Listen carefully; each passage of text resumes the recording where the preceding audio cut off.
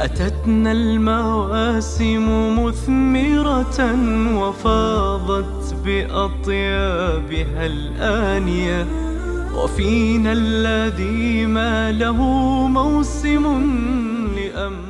بسم الله الرحمن الرحیم. دوستان عزیز، قسم که شما مشاهده میکنین بنیاد خیری قمر در این چنین شرایط دشوار در نقاط مختلف شهر کابل کوشش میکنیم با دوستان عزیز که در بخش خبازی یا نانوایی ها صحبت کنیم و هر تعداد عزیزایی که نیاز دارن به مواد البته نان خشک و تبر رایگان، کسایی که پول ندارن، به اینا امروز آمدیم این قسمت انتخاب کردیم و ببینیم که امیدوار هستم که یک مشکل حداقل از اون گیری‌های کوچک زندگی اینا حل شده باشه. بیا لالا بیجو.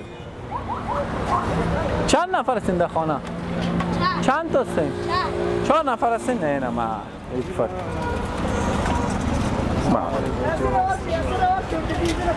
أتتنا المواسم مثمرة وفاضت بأطيابها الآنية، وفينا الذي ما له موسم لأمعاء أطفال. دیگه بازار میتی ما را یک لقمه نان مان یا نه؟ اینه 3 لقمه.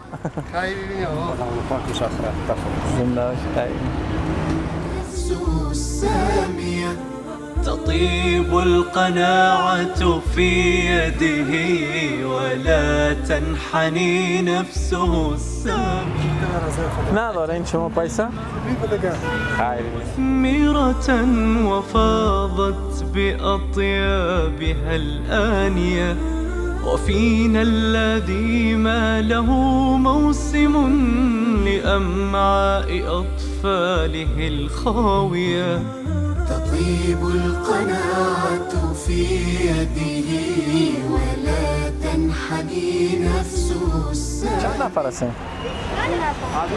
ما 5 نفر در این کپا هستیم اینجا. چی؟ در این کپا داریم. باش. ما برو. بیا لالا بیا.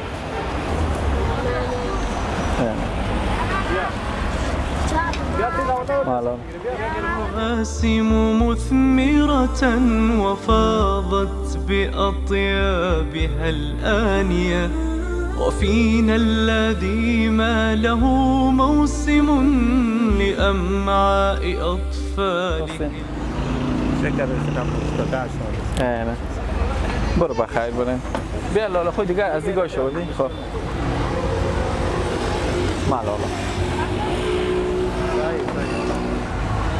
في يده ولا تنحني. چند نفر هستین؟ چند نفر هستین؟ فامیل؟ 6 نفر هستیم. اینه 6 5 نفر. خیلی ببینی خانواده خداوند بالاتری یا نه جای نصیب کنه. برای ما می‌کرده خداوند قبول. زنده باش بخیر.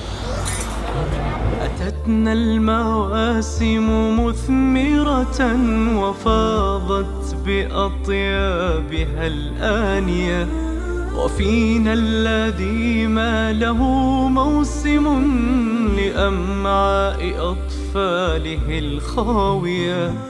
تطيب القناعة في يده ولا تنحني نفسه السامية. تطيب القناعة في يده ولا تنحني نفسه السامية. أتتنا المواسم مثمرة وفاضت بأطيابها الآنية، وفينا الذي ما له موسم لأمعاء أطفاله الخاوية. تطيب القناعة في يده ولا تنحني نفسه السامية. تطيب القناعة في يده ولا تنحني نفسه السامية. أتتنا المواسم مثمرة وفاضت بأطيابها الآنية، وفينا الذي ما له موسم لأمعاء أطفاله الخاوية. تطيب القناعة في يده ولا تنحني نفسه السامية.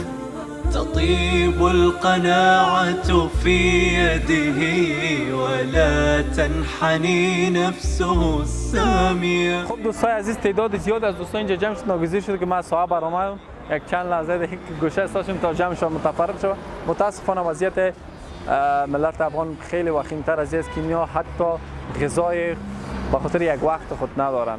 تعداد زیاد اینجا تجمع کردن و سپاسگزار هستیم از بنیاد خیریه قمر که و من افتخار میکنم که من حیث کارمند این بنیاد هستم که در چنین شرایط دشوار هموطنانش فراموش نکرده است. در این صفحات شما لینک ها مشاهده میکنین. این روند اینجا ادامه داره در نقاط مختلف شهر کابل و همچنین در ولایات. بخیر و زودی میتونین که از طریق حواله با ما تماس چی بگیرین، حوالهتون رو کنین و یا شماره واتساپ مشاهده میکنین و همچنین از طریق لینک های بانک ما میتونین پول بفرستین. انشالله ما در کمال امانتداری این وظیفه را اجرا میکنیم. السلام علیکم و رحمت الله و برکاته. تنحني نفسه السامية فهل أينعت يدنا مرة وأهدت له لمسة